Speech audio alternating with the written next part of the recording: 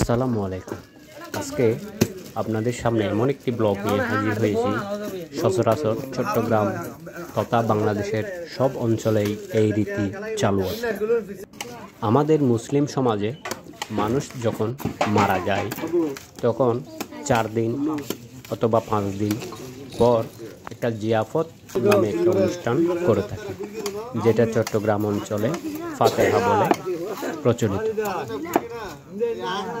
যেহেতু আমি কোনো হাদিস বিশারদ নই, সেহেতু তারপরেও একটু খুঁজে দেখলাম এই সম্পর্কে জিয়াফত, 4 দিনা, 4 লিশা নিয়ে হাদিস একটু খুঁজে দেখলাম। তেমন কোনো স্পষ্ট হাদিসের মধ্যে পাওয়া যায়নি।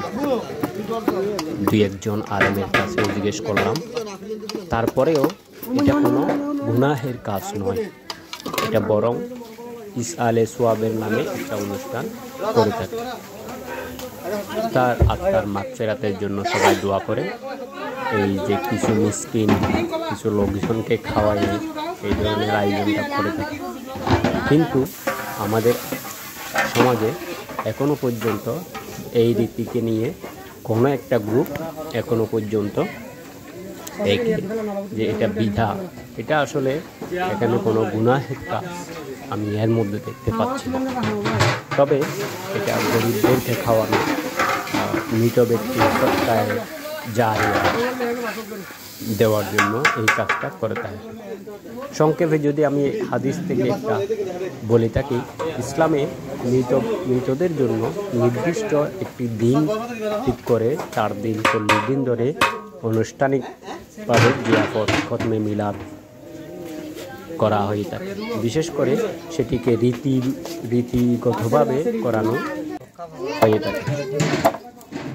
বহু ঐতিহ্যগত বিচার আধুনিক সালাফি ওলামাদের দৃষ্টিতে এটি কিন্তু বেদাত যেটাকে বলে সেটা, কিন্তু কোনো হাদিসে এটা বলা নাই যে এটা করলে গুনাহ হবে। এটা মূলত মৃত ব্যক্তির জন্য ক্ষমা চাওয়া, সদকা দান করা। সহিহ হাদিসে আছে যে সদকা মৃতদের জন্য পৌঁছে দেয়। ওলামাদের বড় অংশ এটিকে বৈধ বলেছেন, কিন্তু অনুষ্ঠান করে নয়। এটা হচ্ছে মৃতের ঋণ শোধ করা, কবর জিয়ারত করা, এগুলোই হলো প্রকৃত ইসআলে সোয়াবের কাজ। এগুলো বড় আয়োজন বা নির্দিষ্ট দিনের কোনো অনুষ্ঠান নয়। 4 দিনের জিয়াফত বা 40 নিয়ে ওলামাদের ফতোয়া আমি জিজ্ঞেস করছিলাম। নির্দিষ্ট দিন ধরে খতম বোঝ আয়োজন করা এক প্রকার ভেদাত বলে থাকে, কিন্তু যদি নিয়ম মেনে করা যায় এটা সওয়াব হয় বেশি। এটা মূলত অনেকের কাছে আবেগের প্রকাশ, কিন্তু শরীয়ত অনুযায়ী সুন্নাহ নয়।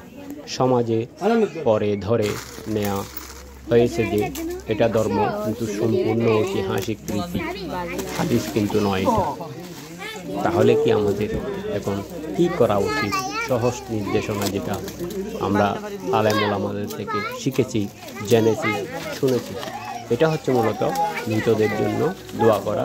আমাদের পূর্বপুরুষরা যারা কবরস্থ হয়েছেন তাদের জন্য দোয়া করা, ব্যক্তিগতভাবে কোরআন পড়া, সদকায়ে জারিয়া করা, কবর জিয়ারত করা, ইস্তিগফার করা, পারিবারিকভাবে সংক্ষিপ্ত দোয়া করা। এখানে যদি বলা যায় যা করবেন না, নির্দিষ্ট দিন ধরে অনুষ্ঠান করা কিন্তু কোথাও উল্লেখ নাই। বোস মেজবান বড় ধরনের যেটা একটা ওই যে মৃত ব্যক্তি একটা আত্মার মাগফিরাতের উল্টা যদি হয়, তাহলে এটা করা কোনো ক্রমেই ভালো নয়। আমি যদি আরও বলতে চাই যে এই যে এখন কিছু মানুষ এখানে গিফট যেটাকে বলে, এই যে আয়োজনের মধ্যে অনেক কিছু নিয়ে আসে, এগুলাকে প্রথমে সব এক জায়গায় করে সব মিক্স করে সবাইকে এই প্রথম যেটা ধরেন কলা, নারিকেল, সব একসাথে মিক্স করে একটা খাদ্য তৈরি করবে, তারপর এটা সবাই মিলে খাবে। এটা খাওয়ার আগে এই যে ঈসা আলাইহিস সালামের জন্য একটু দোয়া করবে। এখন আমরা দেখতে পাচ্ছি এখানে এগুলা করা হচ্ছে, আয়োজনটা করা হচ্ছে, এভাবে করে সবাই এগুলা রেডি করছে। তারপর আস্তে আস্তে যখন এগুলো শেষ হবে, হুজুর আসবে একটা দোয়া করে একটা ফাতিহা অনুষ্ঠানিকভাবে সম্পন্ন করে এটা সবাই খাবে। বিসমিল্লাহ করে যখন খাবে তখন দোয়া করবে সবাই মৃত ব্যক্তির জন্য, তিনি যাতে পরকালে ভালো থাকেন।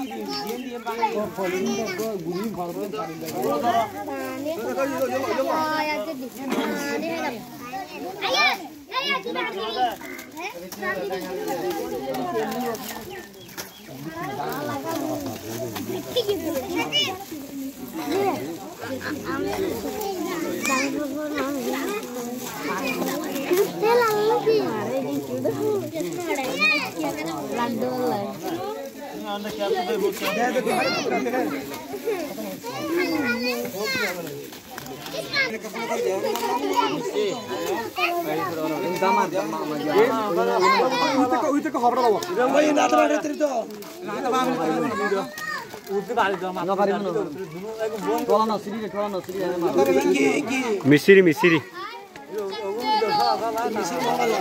হয় হয় মিশিরি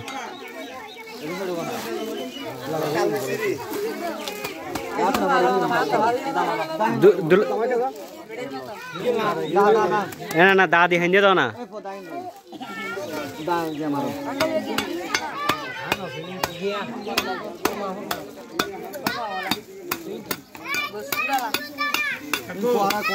মোরাব্বা মোরাব্বা নামও না জানো মোরাব্বা হদুরি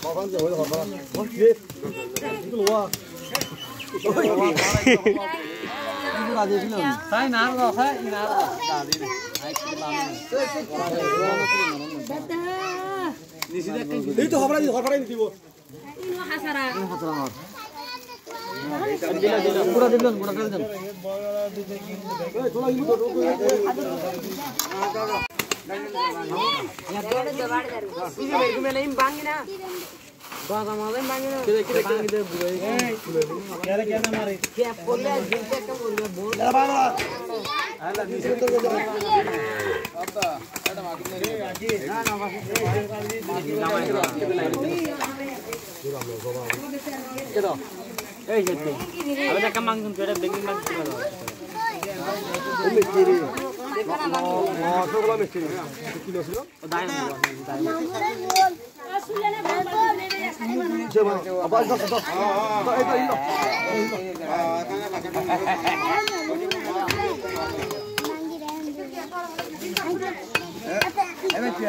বাঙ্গাল হল তো বাঙ্গাল দিলে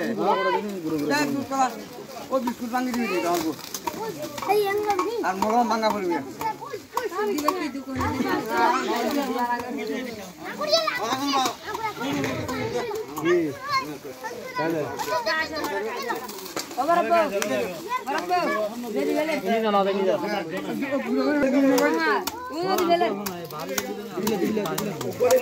বাইর দি বেলা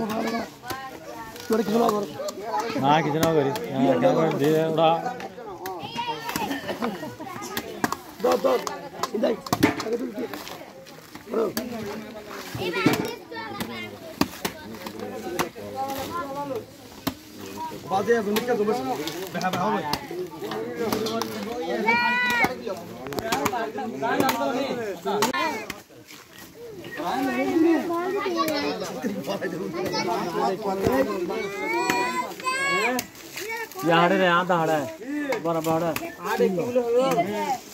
इधर तुम्हारा बना कर हड़ा दे आधा तो देखी अनुजुदा दिनो दिन पारी थी जुदा माटी